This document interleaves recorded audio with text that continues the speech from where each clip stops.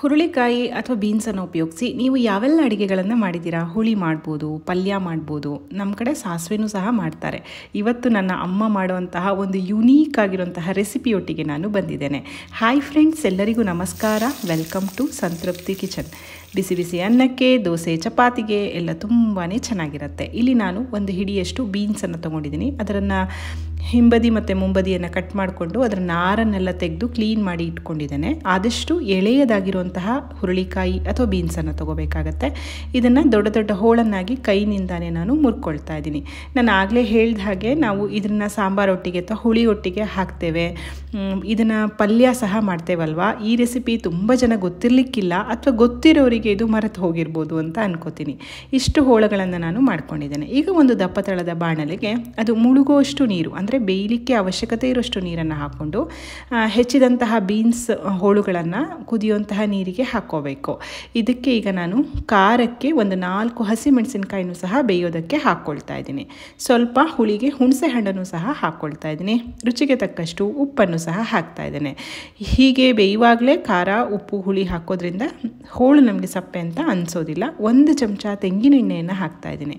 ಇದು ಚೆನ್ನಾಗಿ ಬೆಂದಿದೆ, ಹಣ್ಣಾಗಿ ಬೇಯಬೇಕು. ನೋಡಿ, ಮುಟ್ಟಿದ್ರೆ ಹಿಸ್ಕಿ ನೋಡಿ ಗೊತ್ತಾಗುತ್ತೆ ಮೆದುವಾಗಿದೆ ಅಂತ. ಆದ ಮೇಲೆ ಫ್ಲೇಮನ್ನು ಆಫ್ ಮಾಡ್ಕೋಬೇಕು.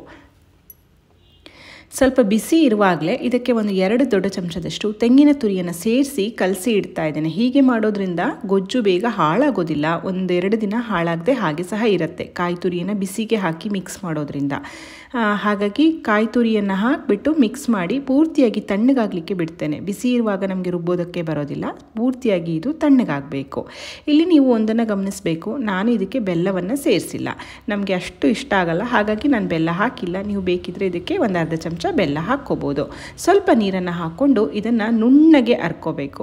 ಈ ಗೊಜ್ಜನ್ನು ಮಾಡಿ ಅನ್ನದೊಟ್ಟಿಗೋ ಅಥವಾ ಚಪಾತಿ ಒಟ್ಟಿಗೋ ನೀವು ಸರ್ವ್ ಮಾಡಿದ್ರೆ ಖಂಡಿತ ಕೇಳಬೇಕು, ನಾನು ಇದನ್ನು ಯಾವುದರಿಂದ ಮಾಡಿದ್ದೇನೆ ಹೇಳಿ ನೋಡೋಣ ಅಂತ. ಗೊತ್ತೇ ಆಗೋದಿಲ್ಲ. ಈಗ ರುಬ್ಬಿ ಆಯಿತು. ಈಗ ಇದಕ್ಕೊಂದು ಗಮ್ಮತ್ತಿನ ಒಗ್ಗರಣೆಗೆ ನಾನು 1 ಚಮಚ ತೆಂಗಿನೆಣ್ಣೆ, ಬಿಸಿ ಆದಮೇಲೆ ಅರ್ಧ ಚಮಚ ಸಾಸಿವೆ, ಅರ್ಧ ಚಮಚ ಉದ್ದಿನಬೇಳೆ, ಒಳ್ಳೆ ಪರಿಮಳದ ಇಂಗು, ಸ್ವಲ್ಪ ಕರಿಬೇವಿನ ಸೊಪ್ಪನ್ನು ಹಾಕ್ಕೊಳ್ತಾ ಇದ್ದೀನಿ. ತರಕಾರಿಯ ಸ್ವಾದ ಬರಬೇಕು ಅಂತಂದರೆ ಈರುಳ್ಳಿ ಬೆಳ್ಳುಳ್ಳಿಯನ್ನು ಸೇರಿಸುವಂಥ ಅಗತ್ಯ ಇಲ್ಲ. ಇದನ್ನು ಹಾಗೆ ಸಹ ಮಾಡ್ಬೋದು, ತುಂಬ ರುಚಿಯಾಗಿರುತ್ತೆ. ಬೆಂದಂತಹ ಒಗ್ಗರಣೆಯನ್ನು ಗೊಜ್ಜಿಗೆ ಸೇರಿಸಿ ಮಿಕ್ಸ್ ಮಾಡಿದ್ರೆ ರುಚಿಯಾಗಿರುವಂತಹ ಬೀನ್ಸ್ ಗೊಜ್ಜು ಅಥವಾ ಚಟ್ನಿ ತಯಾರಾಗುತ್ತೆ. ತುಂಬ ಸುಲಭ ಇದೆ, ನೀವು ಸಹ ಟ್ರೈ ಮಾಡಿ ನೋಡಿ. ಹೇಗಾಯ್ತು ಅಂತ ತಿಳಿಸೋದನ್ನು ಮಾತ್ರ ಮರಿಬೇಡಿ. ವಿಡಿಯೋ ಇಷ್ಟ ಆದರೆ ದಯವಿಟ್ಟು ವಿಡಿಯೋವನ್ನು ಲೈಕ್ ಮಾಡಿ, ಶೇರ್ ಮಾಡಿ, ಕಾಮೆಂಟ್ ಮಾಡಿ. ಮತ್ತೊಂದು ರುಚಿಯಾದ ಅಡುಗೆಯೊಂದಿಗೆ ಮತ್ತೆ ಸಿಗ್ತೇನೆ. ಅಲ್ಲಿವರೆಗೂ ಧನ್ಯವಾದಗಳು. Thank you for watching. Thank you.